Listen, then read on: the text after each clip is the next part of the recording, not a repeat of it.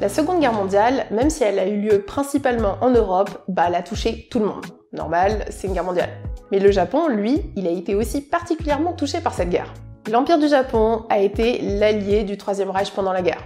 Et le Japon a été aussi le seul pays qui a été concerné par les conséquences directes de cette Seconde Guerre mondiale, qui est l'arme atomique. On retrouve une influence de la culture américaine sur la culture japonaise dès le début du XXe siècle. Avec toute l'occidentalisation du Japon, la modernisation, qu'on voit très bien mise en scène dans Demon Slayer par exemple, avec les vêtements traditionnels et les vêtements occidentaux qui gagnent petit à petit les Japonais. Ouais, parce que Demon Slayer, ça se passe au tout début du XXe siècle. Donc, dès le début du XXe siècle, les Américains, ils ont propagé leur culture américaine. Et dans la culture populaire américaine, les Américains, ils ont grave mis en scène les nazis. Indiana Jones, il y a des nazis. James Bond, il y a des nazis. Star Wars, il y a des nazis. Les nazis dans l'industrie d'Hollywood, ce sont des antagonistes basiques, tels qu'ils les mettent en scène. Du coup, c'est pas déconnant que les mangaka s'inspirent de cette page d'histoire, et aussi de toute cette culture populaire, tous ces films hollywoodiens pour leurs mangas. Aujourd'hui, on va voir 4 mangas qui se sont inspirés des nazis, et comment ils se sont inspirés des nazis. Je vous spoil pas, mais c'est marrant, chaque mangaka a fait à sa sauce.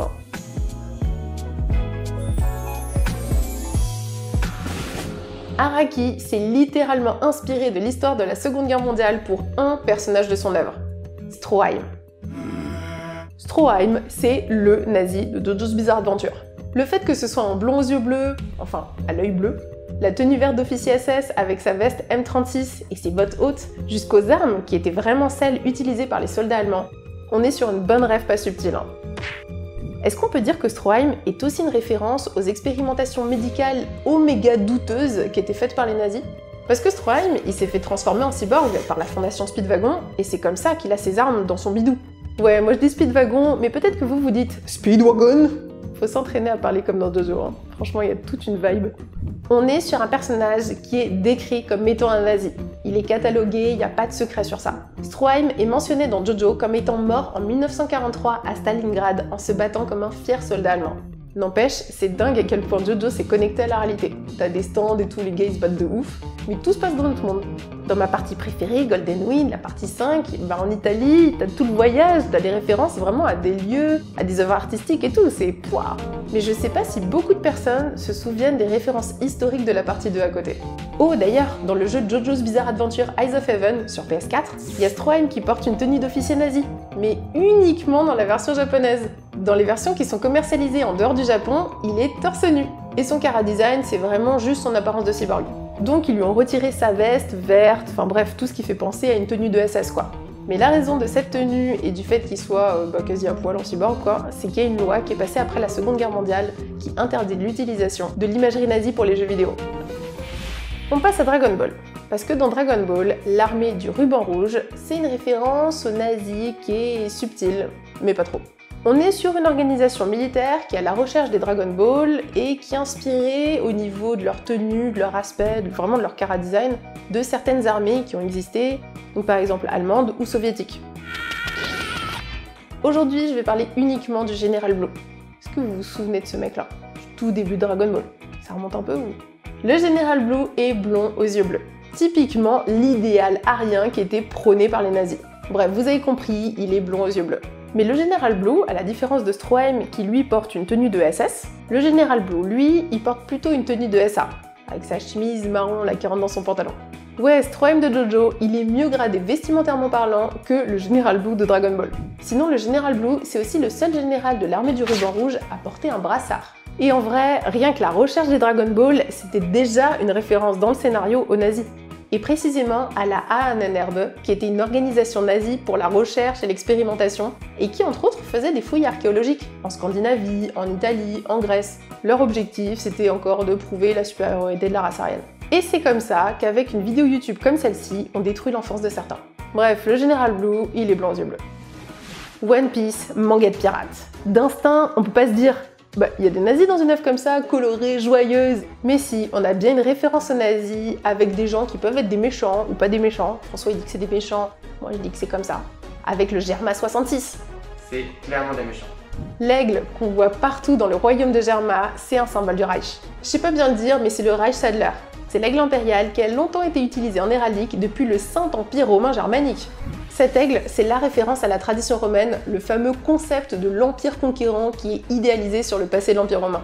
Et c'est clairement ce qu'on retrouve dans la gestion militaire du Germain. Hein. Avouons-le, ils sont un peu belliqueux les bougs. Et méchant.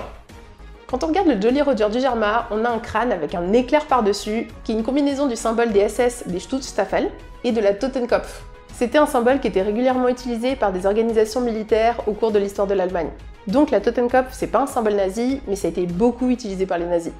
Et c'est quand même marrant de voir qu'il y a quand même un côté un peu pirate chez les nazis, parce que, en fait, ils ont une tête de mort avec 2 fémurs. C'est juste qu'ils sont pas positionnés pareil, quoi. Ils sont positionnés à côté, alors que tu vois, genre le Jolly Roger classique, c'est avec les croisés, quoi.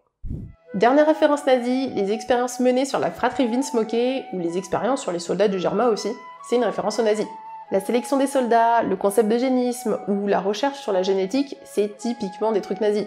Pour chacune des inspirations nazies dans cette vidéo qu'on vous a mentionnées, on a toujours une vision différente en fonction du prisme du mangaka.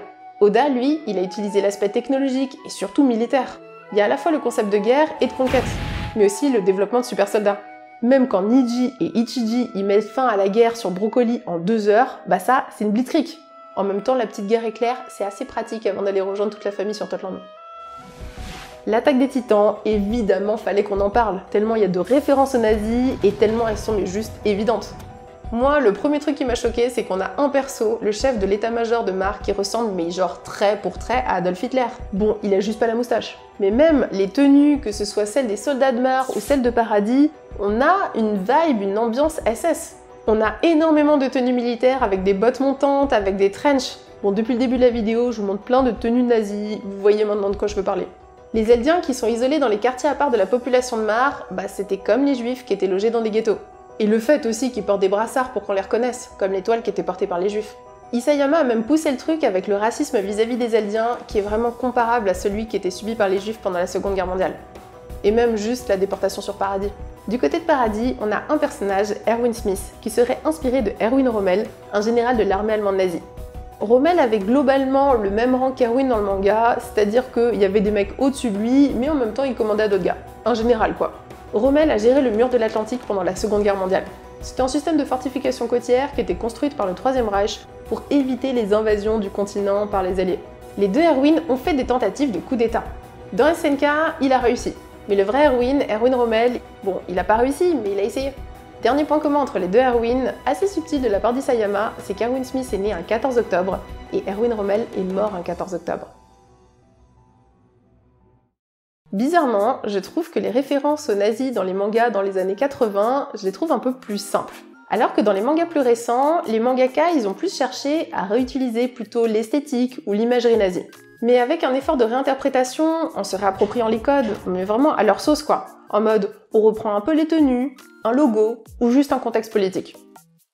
J'avoue que dans cette vidéo, on n'a pas pu tout aborder. On a juste abordé vraiment les références nazies dans les grands shonen. Mais franchement, les nazis, c'est vraiment quand tu fais des recherches et que tu pousses un petit peu, c'est un sujet qui est énormément développé dans plein d'œuvres et plein de mangas qui leur sont entièrement consacrés. Comme je vous l'ai dit en intro, évidemment ça a marqué le monde entier et évidemment les Japonais étaient aussi concernés. En tout cas, j'espère que cette vidéo vous a fait kiffer. Nous, franchement, d'aborder un sujet comme ça historique, honnêtement, c'était très fascinant. Ça change un petit peu de ce qu'on fait d'habitude où on parle de l'esthétique belle, joyeuse, et là, bah, c'est un truc qui est un petit peu plus touchy. Mais en même temps, les nazis, en termes de mode, bah, Hugo Boss, ça a habillé les nazis. Hein. En tout cas, si ça vous a fait kiffer, n'hésitez pas à nous souffler quelques petites idées de sujets historiques qu'on pourrait aborder comme ça. Genre les cow-boys dans les mangas, ça c'est François qui vient de me le dire juste avant, hein, voilà. Et quoi d'autre? Prenez soin de vous, regardez les James Bond parce que c'est quand même cliché, mais c'est très cool à regarder, c'est très élégant, très... ça détend, voilà, tu poses ton cerveau. C'est cool. Et puis à la prochaine!